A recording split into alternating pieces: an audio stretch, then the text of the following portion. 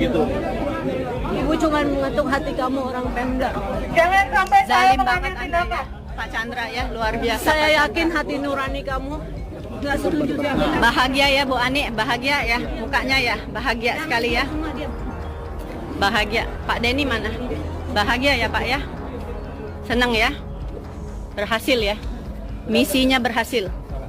Pak Chandra, Bu Ani, Pak Denny, misinya berhasil ya. Eksekutornya nih, Bu Ani. Ini eksekutor Wali Kota DKI Jakarta nih.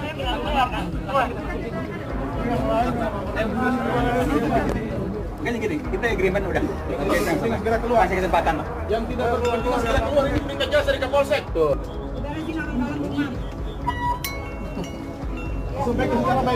Bahagia ya Bu ya. Berhasil misinya ya, masuk ya.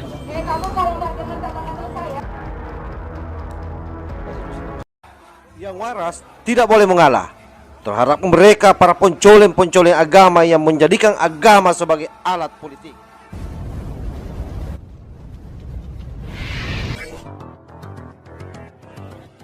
Kasus penggerebegan rumah Wanda Hamidah membuat kita sama-sama melihat bahwa ada gubernur yang paling bodoh dan mau menjilat ormas.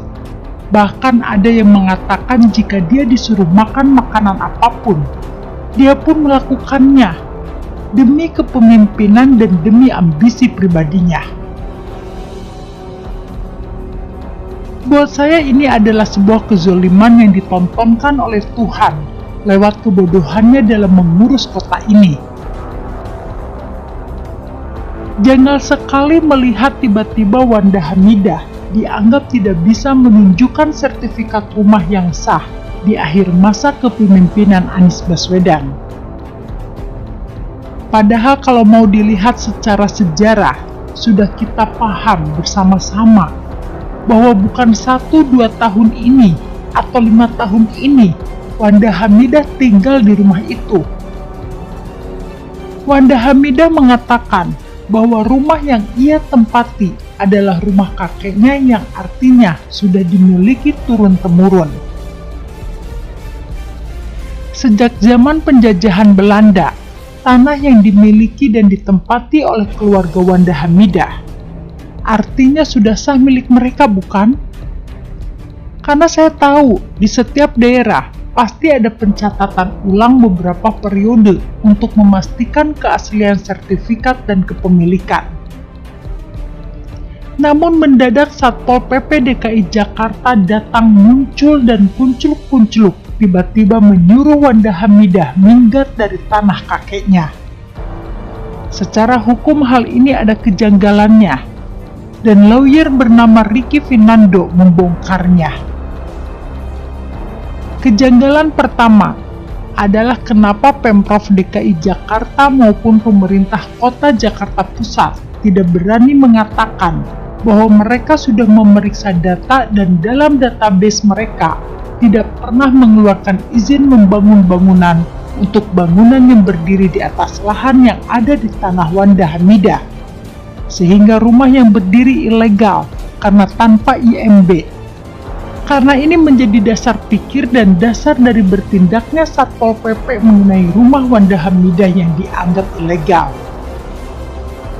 Kejanggalan kedua adalah bagaimana penjelasan pemerintah provinsi yang diwakili gubernur dan pemerintahan kota yang diwakili oleh wali kota termasuk Badan Pertanahan Nasional Jakarta Pusat terkait putusan Pengadilan Tinggi hingga Mahkamah Agung yang sudah membatalkan surat hak guna bangun yang sebelumnya pernah diterbitkan oleh BPN di atas lahan yang berdiri di lahan Wanda Hamidah yang sekarang. Karena Wanda Hamidah mengatakan bahwa pihaknya sudah menang dari PT UN sampai Mahkamah Agung. Lalu yang ketiga, secara hukum, sejak kapan Pemprov dan Pemkot bisa memberi perintah untuk mengosongkan rumah seseorang yang nyatanya pengosongan itu dilakukan? Padahal nyatanya sudah terbit lagi surat hak guna bangun yang baru atas nama orang lain. Padahal sebelumnya surat itu ada di atas tanah yang sama dan sudah pernah dibatalkan sebelumnya oleh Pengadilan Tinggi Negeri hingga Mahkamah Agung. Kejanggalan keempat adalah kalau betul bahwa Wanda Hamidah tidak bisa menunjukkan surat hak milik dan apapun bukti kepemilikan tanah berikut rumah, kita bisa lihat saja pertanyaan berikutnya, yakni kalau tidak ada izin tersebut, kenapa tidak dilakukan pengusiran jauh-jauh hari? Kejanggalan kelima, ini merupakan sebuah hal yang patut kita curigai, bahwa ada upaya jilat-menjilat antara pemimpin dengan sebuah ormas yang katanya sih tegak lurus sama NKRI. Tapi nyatanya isinya adalah orang-orang yang kalau lagi pesta makan dan ada pernikahan, mereka makan paling banyak. Ya tipikal pendukung gak bener lah.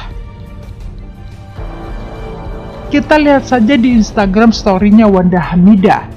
Dia sudah mention kepada Gubernur DKI Jakarta dan menyebutnya zolim. Karena kalau mau salahkan PLT Gubernur Heru, dia baru start. Jangan-jangan ada upaya pembunuhan karakter orang dekat Ahok. Biadab bukan? Tapi apapun itu, yang terjadi dalam kasus Wanda Hamidah sangat tidak lazim. Karena tanpa putusan provinsi atau putusan pengadilan yang inkrah, gubernur bisa langsung perintah wali kota bertindak eksekusi pengosongan rumah seseorang. Praktek tidak lazim itu. Apalagi sebelumnya, Wanda pernah menang dari PT UN hingga MA batalkan SHGB yang sebelumnya pernah terbit di atas tanahnya, dan sekarang mendadak jadi milik ketua PP. Tapi kemudian, walau sudah ada putusan PT UN hingga MA, terbit lagi SHGB baru di atas tanah yang sama. Apakah ada upaya permainan hukum? Sebelum jadi presiden saja sudah zolim begini. Ngeri. Ricky Fernando mengatakan hal ini. Dan dari keterangan Kapolres Jakarta Pusat, Kombes Polisi Komarudin, bahwa lahan tersebut adalah termasuk sebagai aset daerah. Pertanyaan pada Pemprov DKI, CQ BPN Jakpus, CQ Kementerian ATR, kalau beneran sebagai aset daerah, kenapa BPN Jakpus malah menerbitkan SHGB atas nama pribadi Ketua Pemuda Pancasila? Biasanya aset daerah akan dikuasai lagi oleh Pemda karena bagian dari kekayaannya. Kenapa aset daerah malah dilepas kepada Ketua Pemuda Pancasila? Bahkan Anies perintahkan Wali Kota Jakarta Pusat bertindak sampai adanya pengosongan rumah tersebut. Itu timbul lagi pertanyaan hukumnya. Intinya kasus diusirnya Wanda Hamidah tidak murni hukum. Karena apa? Itu aset daerah. Kalau sudah usir Wanda Hamidah, harusnya tanah balik dikuasai Pemda dong. Tapi malah dikasih SHGB atas nama Ketua Pemuda Pancasila. Janggal itu. Saya hanya bicara aspek hukum. Intinya, kalau beneran aset daerah DKI lalu diterbitkan SHGB untuk orang perorangan, ya jelas ada oknum bermain karena aset daerah dilarang dilepas karena merugikan daerah, karena daerah jadi berkurang asetnya atau kekayaannya. Begitulah dari kura-kura. Bagaimana menurut Anda? Artikel ini dilansir dari siwet.com.